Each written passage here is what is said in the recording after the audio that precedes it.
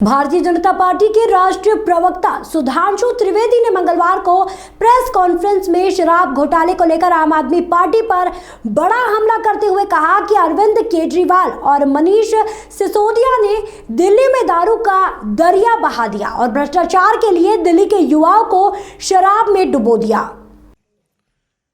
दिल्ली में शराब घोटाले से जुड़े घटनाक्रम में विभिन्न प्रकार के न्यायिक और तकनीकी प्रक्रियाएं विधि सम्मत अनुसार यानी as per established by the law चल रही हैं।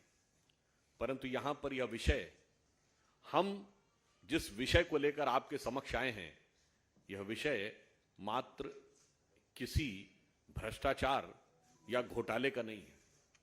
यह विषय उससे कहीं अधिक गंभीर और महत्वपूर्ण है। वह महत्वपूर्ण ये है कि यह एक ऐसी पार्टी जो दावा करती थी कि वो भारत की राजनीति में एक नई राजनीति लेकर आएगी, उसने आज यह परिस्थितियां उत्पन्न की कि अपने राजनीतिक भ्रष्टाचार करने के लिए दिल्ली की पूरी एक पीढ़ी और युवाओं को शराब के नशे में डुबोने से भी गुरेज नहीं किया। ये तथाकथित नई राजनीति के प्रणेताओं का जो कार्यक्रम रहा दिल्ली में, वो क्या रहा कि शराब की दुकानों में कमीशन बढ़ा, सरकार का राजस्व घटा, ठेके बढ़ा दिए गए, पीने की उम्र घटा दी गई, आबादी के क्षेत्रों में, आवासीय क्षेत्रों में दुकानें बढ़ा दी गई, ड्राई डे कम कर दिए गए। इतना ही नहीं, एक बोतल के साथ एक बोतल फ्री कर दी गई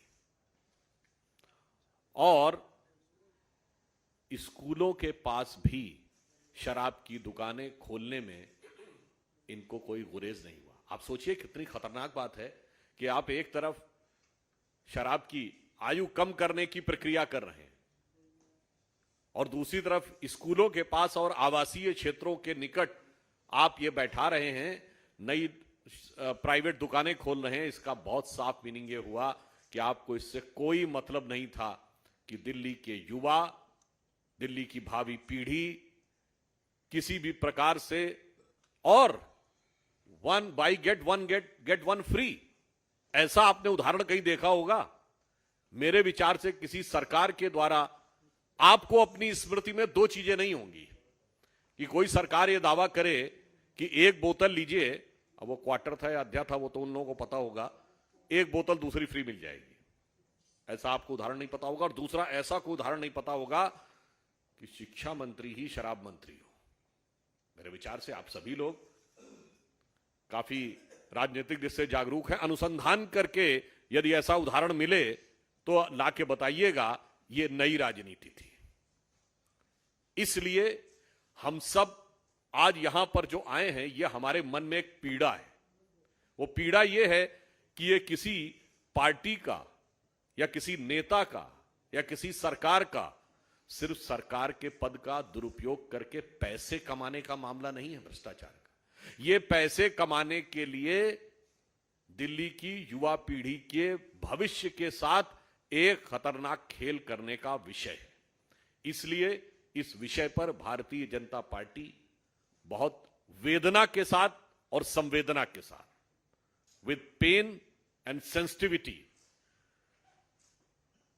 हमने यह निर्णय लिया है कि इस विषय पे दिल्ली की जनता को जागरूक करने के लिए और किस प्रकार का षड्यंत्र रचा जा रहा था दिल्ली की युवा पीढ़ी को नशे की लत तक जाकर उनका राजनीतिक हित, यानी उसके दम पर भी अपने पैसे बनाने के लिए, उसको लेकर एक जागरूकता अभियान चलाएगी पार्टी, जिसमें कि यह भी होगा कि किस प्रकार से जो युवा पीढ़ी है वो इस षड्यंत्र को समझे और हमारे नागरिक भी इसको समझें। इस विषय में सुधांशु त्रिवेदी ने आरोप लगाया कि सरकार की इस नीति से दिल्ली में शराब के ठेके बढ़े, शराब पीने की उम्र घटी, आवासीय क्षेत्र में दुकानें बढ़ाई गई और ड्राई डे कम कर दिए गए। उन्होंने कहा कि दिल्ली में ऐसी पार्टी की सरकार है जिसने नई राजनीति का दावा किया था, लेकिन राजनीतिक भ्रष्टाचार के लिए एक पीढ़ी और युवाओं को शराब में डुबो दिया।